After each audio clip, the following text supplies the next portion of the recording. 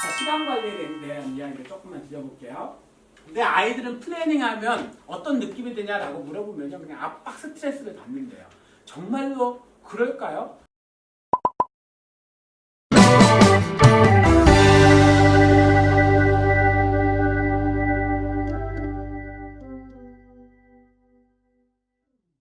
그 플래닝을 하는 목적이 압박과 스트레스를 주기 위해서 그럽니다. 그렇지 않다라는 거예요. 저는 반대라고 생각해요. 자유를 얻기 위해서 그래요. 자유. 내가 마땅히 해야 할 일이 뭔지를 알고 하면서 살아야 자유롭게 사는 겁니다. 늘 마음속에 해야 되는데 라는 마음으로 짐스러운 마음으로 산다면 자유가 없는 거겠죠. 그러면 어떻게 하느냐? 가장 중요한 원리가 뭐냐면 시간을 아는 겁니다. 너의 시간을 알라. 비슷한 얘기를 했던 분이 있죠. 소크라테스가 했죠. 너 자신을 알라. 그 가르침을 받은 제자들이 궁금했답니다. 선생님은 알까? 물어봤대요. 선생님을 아세요? 그 질문에 소크라테스가 답합니다. 나도 몰라. 하지만 나는 내가 나 자신을 모른다는 사실은 알아. 이걸 전문 용어로 뭐라고 할까요? 메타인지라고 합니다. 뭘 아는지 모르는지를 아는 능력이라고 얘기를 했죠. 그래서 어렸을 때 우리 아이들을 반드시 키워줘야 될 것이 뭐냐면 기록하는 습관을 갖는 거예요. 뭘 기록하는 습관? 삶을 기록하는 습관이에요. 일기도 그 중에 한 가지죠. 우리가 그걸 성찰이라고 하는데 초등학교 때 그 능력을 가진 아이들은 평생 재산이 될 겁니다. 삶을 기록하는 습관을 갖게 하자. 그것을 이제 보통은 자기관찰 습관이라고 이야기하거든요. 오늘 내가 했던 것이 뭔지를 쓰는 거예요. 우리는 계획을 중요하다고 생각하죠. 계획 그렇게 중요하지 않습니다. 계획 세워도 95%가 실패하잖아요. 계획이 중요한 게 아니고요. 훨씬 중요한 건 평가입니다. 자, 계획은 하기 전에 하는 거고요. 평가는 한 다음에 하는 거예요. 평가가 훨씬 쉽죠. 그런데 평가도 못하는 아이들이 대부분이에요. 그 아이들이 계획을 세워서 실천한다고요? 그것은 불가능한 거예요. 그래서 우리 초등학생 아이들 계획 세우라고 하지 마세요. 뭐 하자고 하면 돼요? 기록하자. 오늘 저녁에 가서 오늘 하루 동안 혼자 공부한 시간 아니 오늘 했던 것 좀 적어볼까? 이 습관을 들여야 돼요. 그 습관이 든 아이들은 나중에 자기가 어떻게 생활하고 있는지 알게 돼요. 왜 적으니까. 그 아이는 계획을 세울 수 있는 아이가 자동으로 되는 겁니다. 중학교 가서. 초등학교 때는 다른 거 하지 마세요. 뭐 시킨다? 평가, 기록하는 훈련 시키는 게 최고입니다. 계획 세우는 거 이런 것이 중요한 게 아니고요. 그래서 이제 제가 마무리를 좀 해보도록 하겠습니다. 우리 또 원장님하고 해야 될 얘기가 좀 있을 것 같아서 저는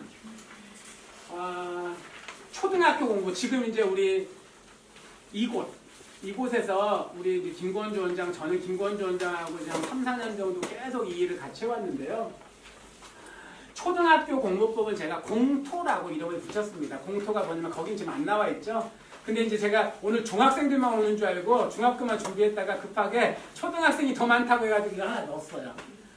공토가 뭐냐면 공부 토양. 공부 토양의 핵심이 뭐냐면 아까 시작할 때 얘기했어요. 공신의 두 가지 특징 가운데 첫 번째 특징. 즐거움. 공부 토양의 핵심이 뭐라고요? 즐거움이에요. 우리 아이들이 즐겁게 공부하려면 세 가지 능력이 필요해요. 첫 번째, 꺼내는 능력. 아까 사고력이라고 말씀을 드렸죠? 여기서 훈련합니다. 두 번째는 뭐냐면 삶을 기록하는 능력. 자기관찰 습관, 생활 습관, 집중 습관을 키울 수 있어야 됩니다. 언제? 사실 저는 늦으면 중학교 때 지금 이 능력이 중학생인데 안 돼 있으면 중학교 때라도 해야 되고요. 초등학교 때라면 훨씬 더 좋고. 세 번째는 제가 이제 요즘 학교에 가서 강의를 좀 많이 하고 다니는데 굉장히 폭발적인 반응을 얻고 있는 강의 주제가 있습니다. 책친 글친이라는 주제예요.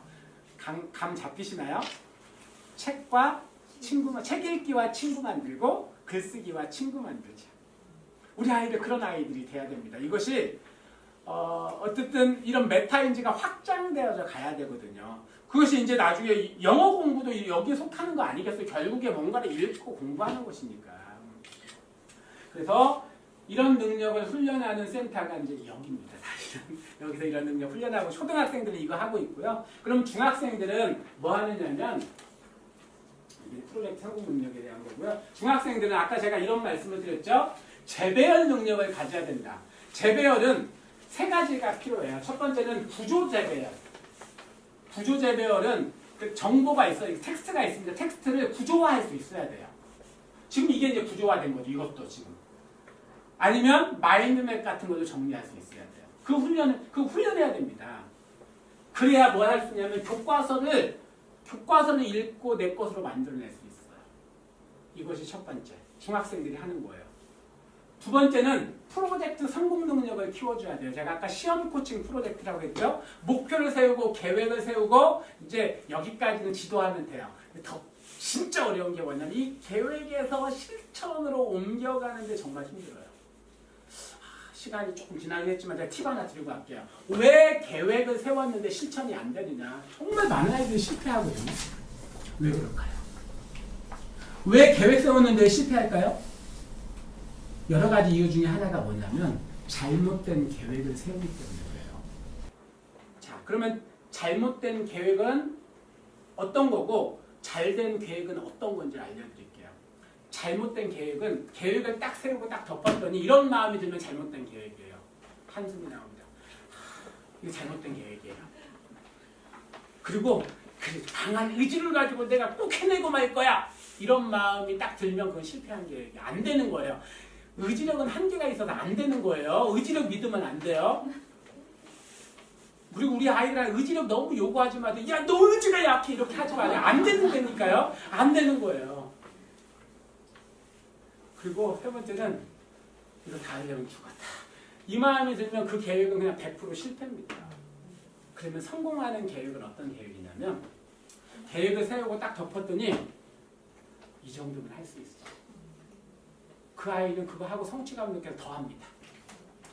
그 삶의 여유를 가지고 계획을 세워야 돼요. 두 번째는 오늘 지금 당장 해야지 이 마음이 들면 성공한 계획이에요. 잘 세운 계획이에요. 그건 성공합니다. 근데 그런 것들을 코칭을 좀 받아야 되겠죠. 우리 아이들이. 그래서 실천으로 옮길 수 있는 힘을 가져야 됩니다. 그게 프로젝트 성공 능력이고요. 마지막은 고등학교와 중학교의 차이가 아까 뭐라고 했어요? 중학교는 자유투속이라고 했죠. 고등학교는 농구 시합이라고 했어요. 그러면 축적하고 정보를, 정보가 아니죠. 이제 지식이 됐습니다. 이렇게 재배열된 지식이에요. 이 지식을 축적하고 누적하고 그리고 관리할 수 있는 능력이 필요합니다. 자, 아까 들어보시면서 바인더 보셨나요? 바인더 노트입니다. 노트 넣었다 뺐다 하는 아이들이 500만 원 아이들이 쓰는 노트예요. 그거 한 권이면은 한 학기를 쓸 수가 있습니다. 다른 노트 필요. 단권화된 노트예요. 정보를 어떻게 축적. 그거 만약에 노트를 딱 정리해 갔어요. 꽂아놨습니다. 버릴까요? 안 버릴까요?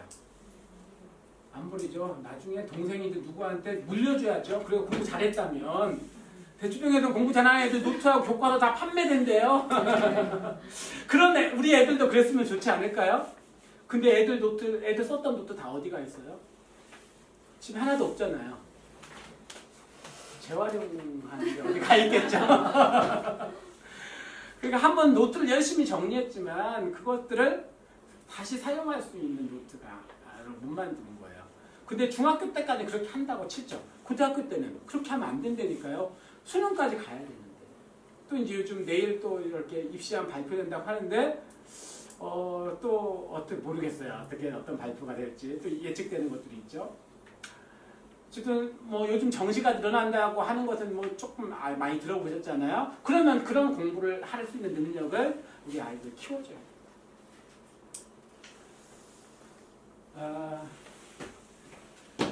여기까지 잘 동의가 되셨나요? 네. 좀 마무리를 하겠습니다. 저는 24살 때 꿈을 가졌는데요. 그때 꿈이 세상을 변화시켜야 되겠다. 조금 약간은 허무맹랑하고 허황된 것 같은 그런 꿈이었어요. 혼자 고민했습니다. 어떻게 하면 세상 변화시킬 수 있을까? 제가 내린 결론은 세상 못 변화시키는구나. 그래서 이렇게 생각했어요. 세상을 못 변화시키고 나라도 좀 바꾸자. 나부터 좀 바꾸자. 그러면서 꿈을 정리를 했는데요. 원맨 비전, 한 사람이라는 꿈을 가졌어요. 한 사람을 변화시킬 수 있다면 세상을 변화시킬 수 있고, 한 사람이 변화되는 것이 세상이 변화되는 것이다. 그 한 사람이 내가 되고 싶다. 이게 제가 가졌던 첫 번째 꿈입니다. 그리고 이제 저의 변화를 경험한 다음에 이 일을 누군가에게 전해주고 싶다. 그것이 바로 초등, 중등생이었어요. 고등학생이 되면 이미 상당 부분이 결정이 돼서 변화시킬 수 있는 여지가 크지 않다. 그리고 대치동에 가서 지난 21년 동안 이 일들을 해왔고요. 이런 컨텐츠를 개발하고 또 교육을 하고 좋은 모델들을 만들었고 지금까지 왔습니다. 요즘 세 번째 꿈 꾸고 있어요. 세 번째 꿈은 이 원맨 비전, 한 사람의 꿈이 시대정신이 좀 되었으면 좋겠다. 우리 오늘 여기 있는 어머님들이 우리 자녀들에게 그런 한 사람이 되었으면 좋겠다. 그리고 우리 자녀들이 자신의 능력을, 자신의 가능성을 찾고 역량을 극대화해서 꿈과 목표를 이루는 그런 멋진 또 한 사람이 되었으면 좋겠다라는 바람을 가지고 이렇게 이제 교육을 하고 다니고 이런 세미나를 하고 다닙니다. 제가 시작하면서 우리 아이들이 공신이 되었으면 좋겠다 이런 바람을 가지셨죠. 공신들이 가지고 있는 두 가지 특징. 첫 번째, 즐거움. 두 번째, 주인. 근데 이 즐거움을 언제 키워줘야 돼요? 초등학교 때. 주인이 되게 하는 것은 중학교 때가 아주 적깁니다. 그래서 공부를 신나게 하는 우리 자녀들이 되었으면 좋겠습니다.